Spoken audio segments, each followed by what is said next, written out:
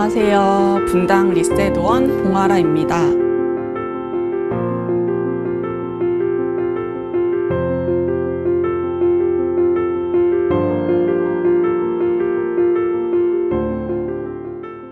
비만은 단순히 살이 쪘다의 문제가 아니라 심혈관 질환, 당뇨, 지방간, 관절염 등 다양한 만성질환의 출발점이 됩니다.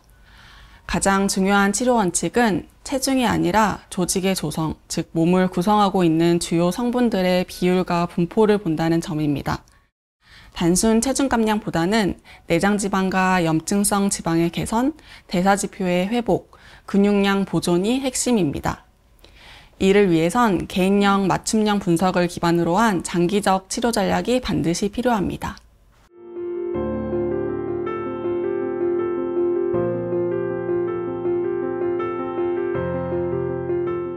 유전은 비만의 기질을 만들지만 환경은 그 기질이 발현되게 만듭니다. 실제 진료실에서 보면 스트레스, 수면 부족, 과식 유도 환경, 운동 부족 등의 생활환경 요인이 훨씬 직접적인 영향을 미칩니다. 다만 유전적인 요소에 따라 지방에 축적되는 위치나 식욕 조절 호르몬 반응이 다를 수 있어 정확한 기초대사율의 분석, 체성분 검사, 호르몬 검사, 생활습관 평가를 통한 통합적 접근이 중요합니다.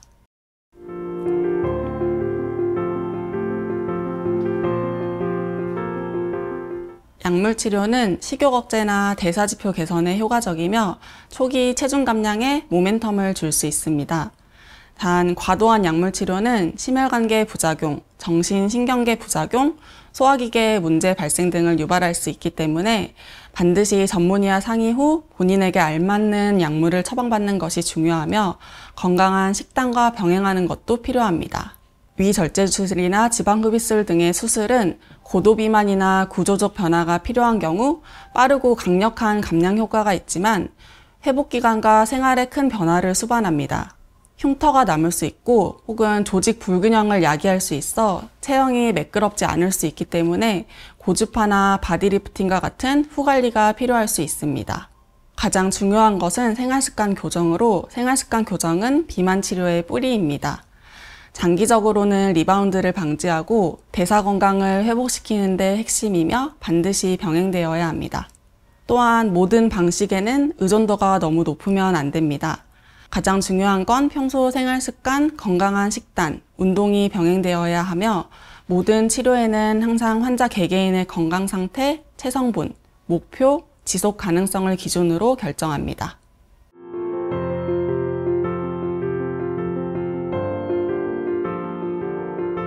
성공적인 다이어트는 의지와 환경이 가장 중요합니다. 계획 없는 다이어트는 실패로 끝나는 경우가 대부분이며 중요한 건 지속 가능한 시스템입니다.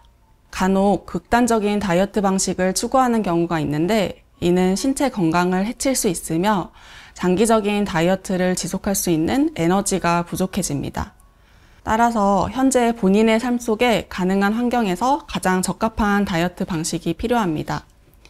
예를 들면 과식하는 날에는 30분이라도 산책이나 러닝을 해주는 것, 굶는 행위가 아닌 절제된 식단을 하는 것, 정기적 검진으로 본인에게 필요한 영양소를 공급해주는 것, 충분한 수면과 휴식, 충분한 수분 섭취를 해주는 습관 등이 있습니다.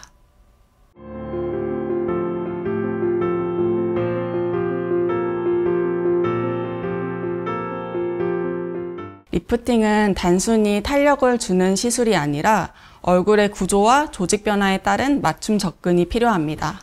먼저 20, 30대는 처진 피부를 당겨주는 견인 목적의 리프팅보다는 울퉁불퉁한 윤곽 라인을 정리하는 것, 즉 쉐이핑 개념의 리프팅 목적으로 진행하고 있습니다.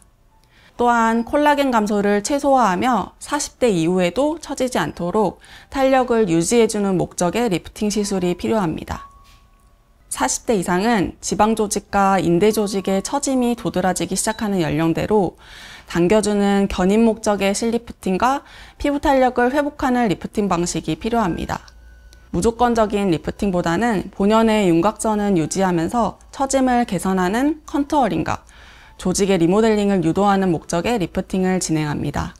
다만 피부 노화의 정도에 따른 처짐, 피부 두께, 지방 및 근육의 밀도 등이 모두 다르기에 실리프팅, 리프팅 레이저, 스킨 부스터, 바이오 스티뮬레이터 등 개개인의 가장 적합한 시술을 맞춤 처방하는 것이 중요합니다.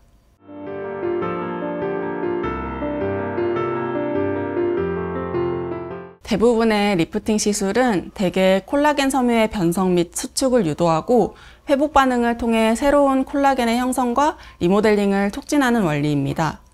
그래서 리프팅은 시술 직후가 아닌 시술 후 2에서 3개월간의 회복과 관리 과정 역시 중요한데요. 리프팅 후 충분한 보습과 재생 케어, 그리고 콜라겐 재생에 도움이 되는 항산화제 섭취나 충분한 수분 섭취를 해주는 것이 중요합니다.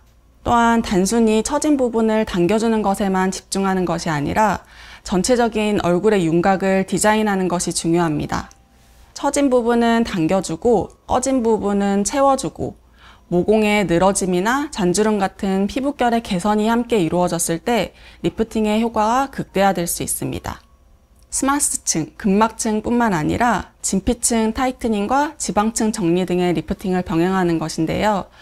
울세라나 써마지, 슈링크, 브이로 어드밴스, 인모드와 같은 다양한 원리의 리프팅을 병합하여 시너지 효과를 누릴 수 있습니다. 다른 방법으로는 스킨복토스와 스킨부스터와 같은 주사 시술을 병행하여 스킨 타이트닝과 진피 환경 개선 효과를 얻을 수 있습니다. 부분적 꺼짐이 있는 부분은 필러나 주베룩 볼륨 울트라콜 같은 콜라겐 부스터, 레디어스 같은 바이오 스티뮬레이터를 병행하면서 자연스러운 볼륨감과 입체감 효과를 얻을 수 있습니다.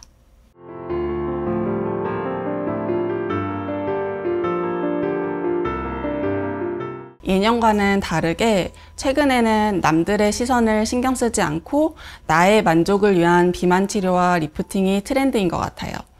이를 보면 비만 치료와 리프팅은 꾸준한 자기관리와 자존감의 영역인 것 같습니다. 단순히 외형 개선의 목적이 아니라 삶의 질과 자신감을 회복하는 과정이라고 생각합니다.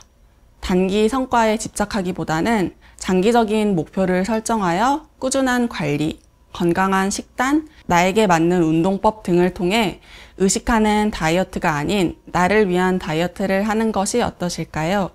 건강하게 예뻐지는 것이 의미 있는 변화라고 생각합니다. 리프팅 역시 타인이 추구하는 시술에 국한하지 않고 본인의 아름다움을 극대화할 수 있는 나에게 가장 효과적이고 알맞는 리프팅을 선택하는 것이 현명하다고 생각합니다.